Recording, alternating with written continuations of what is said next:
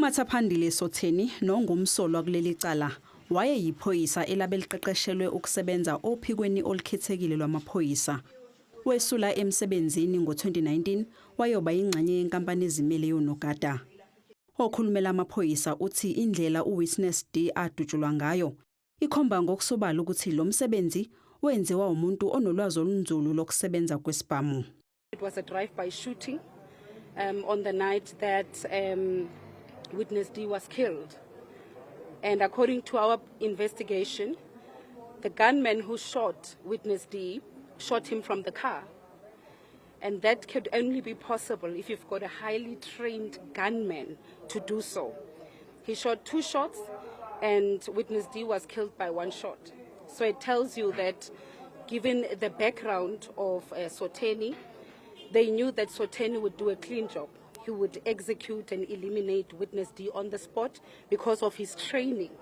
uMarius van der Merwe owaziwa ngoWitness D kukhomishana kaMadlanga wadutshulwa mhla ziyishiyagalolunye kuZimandlela.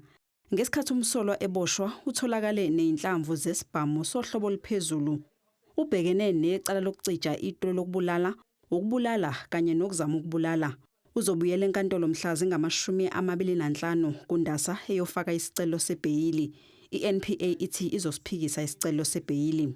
1, because it's a Schedule 6 offense. Number 2, because of the seriousness of the crime. And you must remember that investigations will lead us to other aspects because we still need to get his criminal profile if he has other cases. Therefore, that will inform us how we move forward. But at face value, because of the nature of the crime, it is a Schedule 6 offense and the state will oppose his release on bail.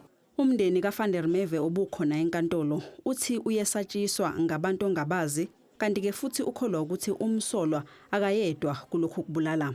My brother was one of them, but yeah, I just hope that they catch everyone involved. So we know it's not just the hit; it comes from higher places, and yeah, we really hope that they catch the people that's involved. Umsolwa usagcinwe esitokisini.